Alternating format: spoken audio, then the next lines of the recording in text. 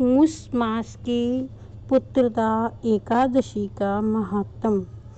एक दिन अर्जुन ने पूछा, हे श्री कृष्ण, आपने हमें सफला एकादशी का महात्म विधि सहित कथा किया है। अब आप पौष माह के व्रत के बारे में समझाइए।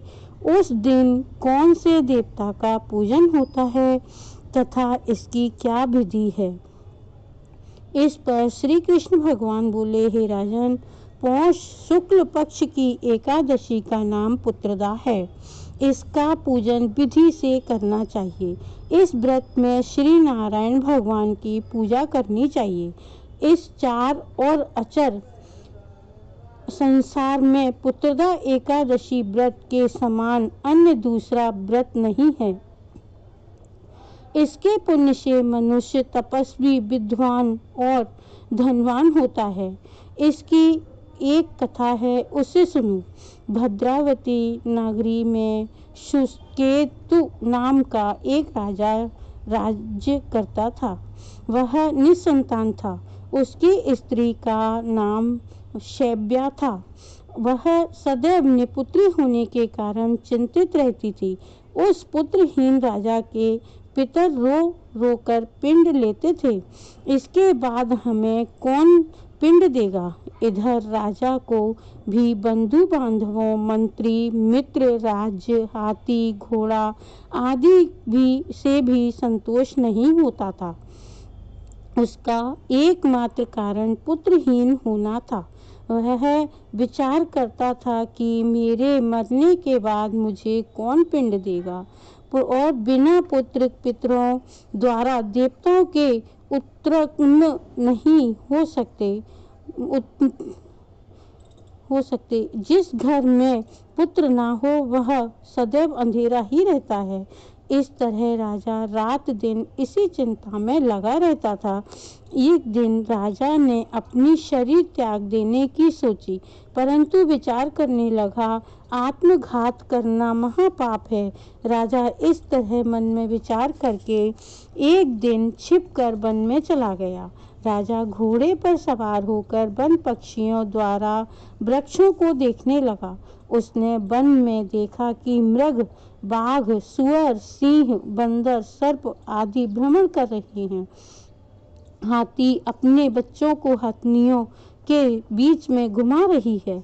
उसको वन में राजा ने देखा कि कहीं तो सियार कर्कश शब्द कर रहे हैं और वहाँ कहीं मोर ध्वनि कर रहे हैं।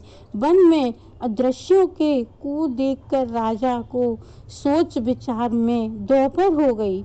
अब राजा को भूख प्यास सताने लगी। वह सोचने लगा कि मैंने अनेकों यज्ञ किए और ब्राह्मणों को मधुर भोजन कराया, परंतु फिर भी मुझे यह दुख क्यों मिल रहा है। राजा प्यास के कारण वह बहुत बेचैन होने लगा और अपनी पानी की तलाश में आगे जाने पर उसे एक सरोवर मिला और सरोवर में सारस हंस, मगरमच्छ आदि जल क्रीड़ा कर रहे थे। वहाँ उस सरोवर को चारों तरफ से मुनियों के आश्रम बने हुए थे। उस समय राजा के दाहिने अंग फड़कने लगे। राजा मन में प्रसन्न होकर सरोवर के किनारे बैठे हुए मुनियों को देखकर घोड़े से उतरा और दंडवत करके उनको सन्मुख बैठ गया। राजा को देखकर मुनिवर बोले, हे राजा, हम तुमसे अत्यंत प्रसन्न हैं। तुम इस जगह आए हो सो कहो। इस पर राजा ने पूछा, हे मुनीश्वरों, आप कौन हैं और किस लिए यहाँ पधारे हैं। सो मुनि बोले, हे राजन, आज पुत्र की इच्छा करने वाले को उत्तम संतान देने की पुत्रदा एकादशी है। हम लोग विश्व देव से और सरोवर पर स्नान करने आए हैं। इस पर राजा बोला, हे मुनीश्वर, मेरे भी कोई पुत्र नहीं है। यदि आप मुझ पर प्रसन्न हो तो मुझे एक पुत्र होने का वरदान दे दीजिए। मुनि बोले, हे राजन, आज पुत्रदा एकादशी है, आप इस व्रत को करें, भगवान की कृपा से आपको अवश्य ही पुत्र होगा। मुनि के वचन सुनकर मुनि के वचनों के अनुसार राजा ने दिन परायण किया और मुनियों को प्रणाम करके अपने महल को वापस आया। रात्रि में रानी ने गर्भ धारण किया और 9 माह पीछे उनके एक उत्तम पुत्र रत्न पैदा हुआ। वह राजकुमार बड़ा होने पर अत्यंत वीर, धनवान, तेजस्वी और यशस्वी और प्रजापालक हुआ। श्री कृष्ण भगवान बोले, हे राजन, पुत्र की प्राप्ति के लिए पुत्रदा एकादशी का व्रत करना चाहिए। जो मनुष्य इसका महात्म श्रवण व पठन करते हैं उनको स्वर्ग मिलता है। जय हो एकादशी मैया की जय। पुत्रदा एकादशी की